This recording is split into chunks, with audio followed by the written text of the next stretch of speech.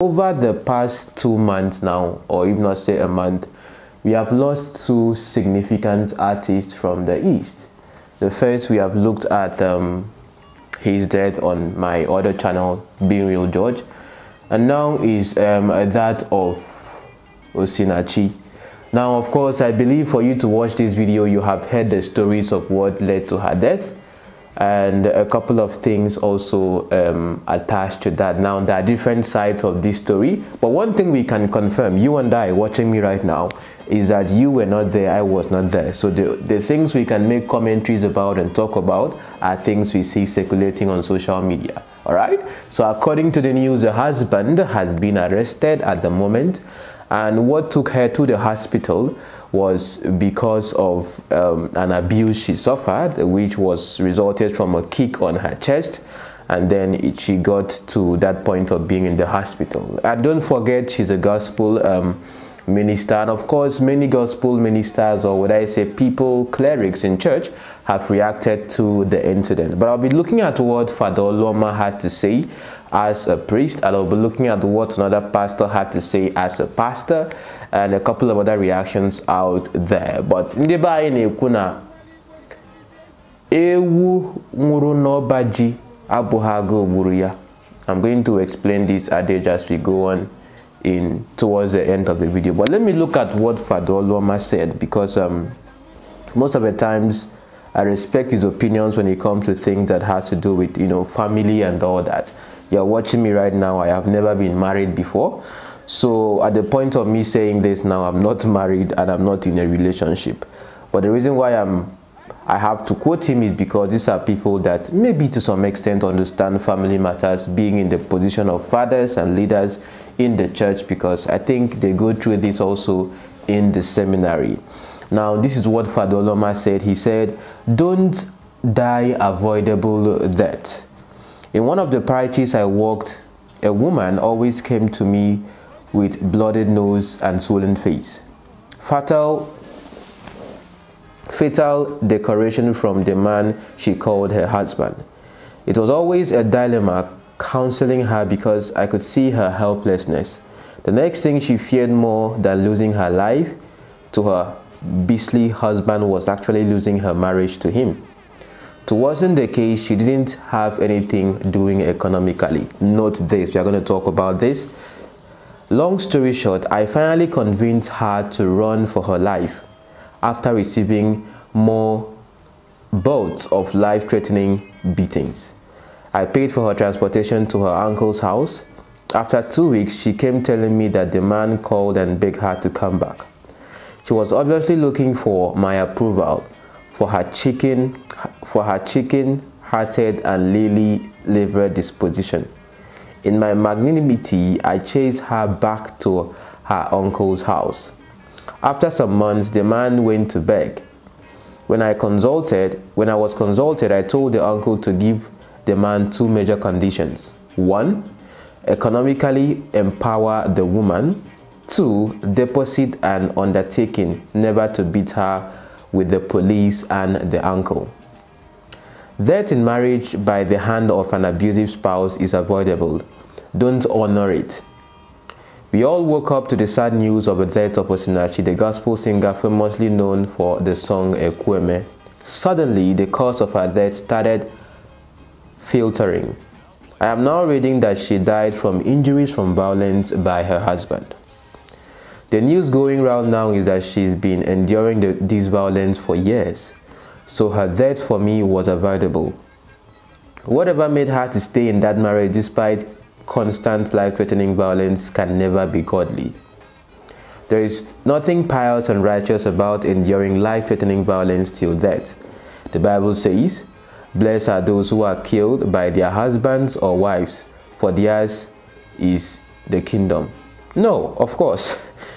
Rather, it says, "Blessed are you whom men persecute you and speak all kinds of calamity against you on my account. Rejoice and be glad, for your reward will be in heaven." Matthew 5:11-12. If spousal violence is the cause of Osinachi's death, she won't be the first, and I don't know if she will be the last. but I hope hers will help in the liberation of many women in such situations.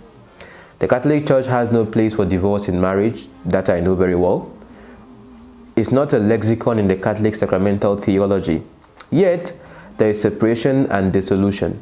Separation is allowed when the life of any spouse is realistically threatened. It's called separation from board and bed.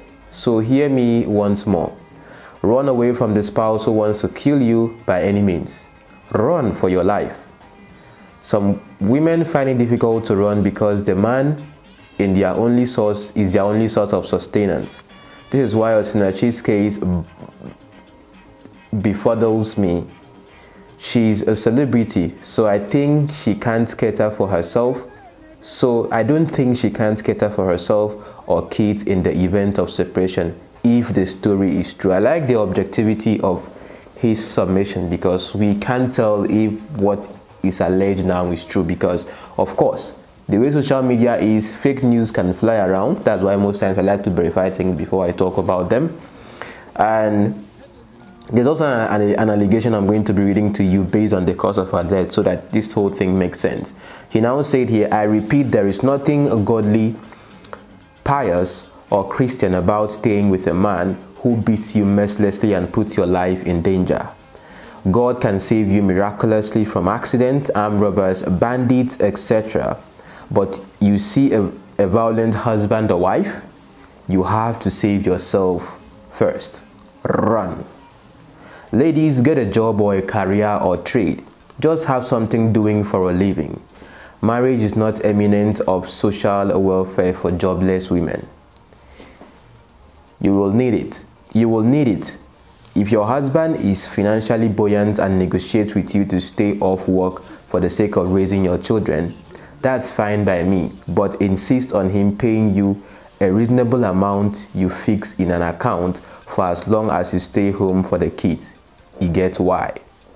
May the soul of Osinachi and the souls of the faithful departed through the mercy of God rest in peace. And let me read for you an alleged reason why she died as well. This post was posted by a page on Facebook, and the person says, Mr. and Mrs. Osinachi Nwachukwu died as a result of domestic violence she suffered at the hands of her husband. According to the report, she hit her head some weeks back and she was according to the report, he hit her hard some weeks back and she was rushed to the hospital, where she stayed 5 days on life support before she gave up the ghost. She also said that there was a time he tied her and instructed her children to cane her.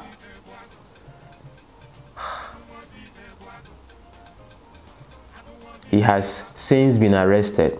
Meet Peter Nwachukwu, the husband. So this is the pictures of the husband, as you can see. Getting to the point, if this is true, if the children can be instructed to even cane her, then this must have been a very big family issue. Now, what is a man's job? What does he do for a living? We don't know. Does the man feel threatened that the woman is a success in what she does? We don't know.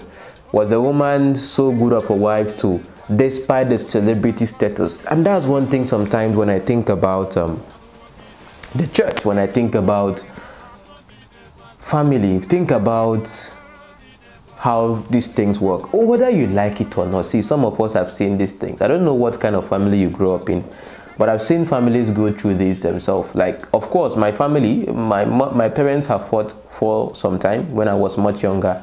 As I got older, you know, some of us have to step up and be like, Oga Ogini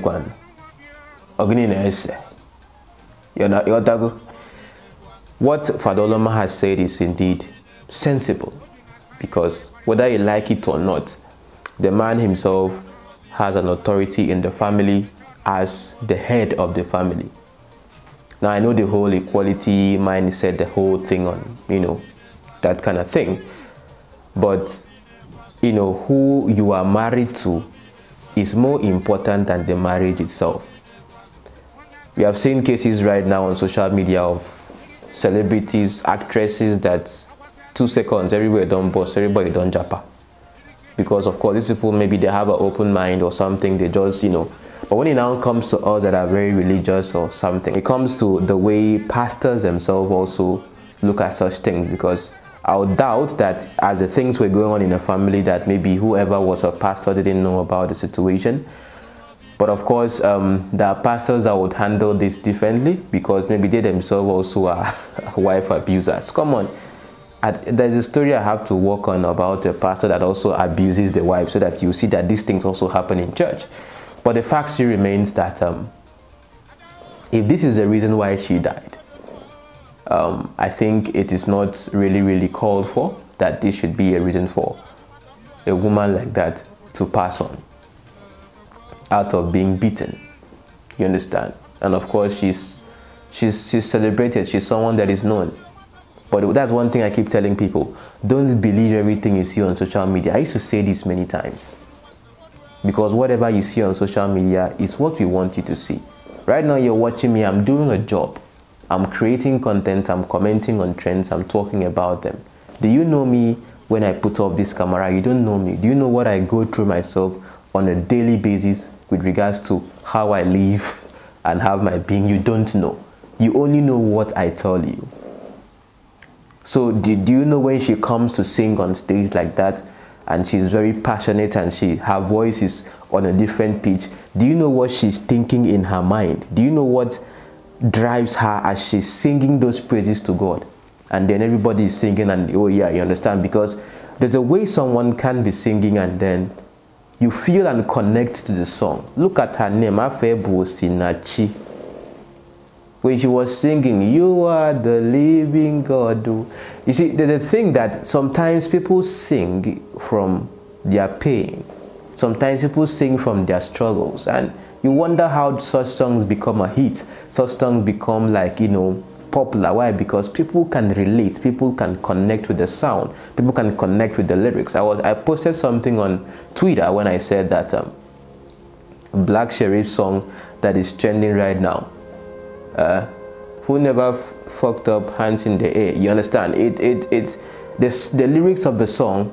That line alone trends more than the song itself in entirety. Why? Because people can connect with the lyrics of the song. It's an example of what Jesus himself did to the adulterous woman that was brought to him.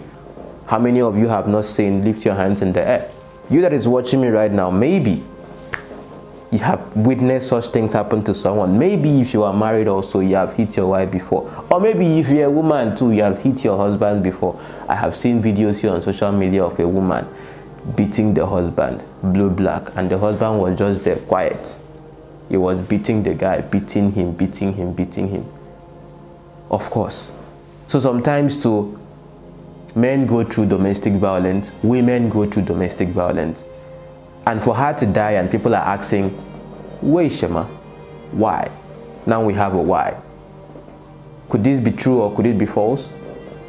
One thing that is true is that domestic violence do happen in homes. But however he's able to engineer the kids to also cane her is what I don't understand, if that particular news is true. But please, my dear wonderful viewers, domestic violence or drama. And about the adage I said, Ewu nwrono bajia buruji buruya. It means in English, a goat that dies where the barn is, it was not killed by hunger. Why I'm saying this is that Osinachi is someone very popular, known for her song, known for her music and all that. So it is strange why people will be wondering, how can such a person to be asking questions about her death, only to find out that where she is perceived or where she is expected to, you know, be flourishing with regards to her life and well-being, what she is being known for. The causative factor of the reason why she died is not why she exists. Because we can say that the reason why she exists is because she has a sound for the world. I don't know if you understand what I'm trying to say. So Kita Akaimara, now we know what killed her according to the news. That she was on life support for 5 days. Obaji, goats like what? Eating yam. So it's not as if it is her job, because maybe tomorrow they will say she was singing and then she fell and died. You have heard of a pastor that was preaching and died on the altar while preaching. Do you understand? Anyway, it is well. See you next time in my video. God bless you. Onídúró mi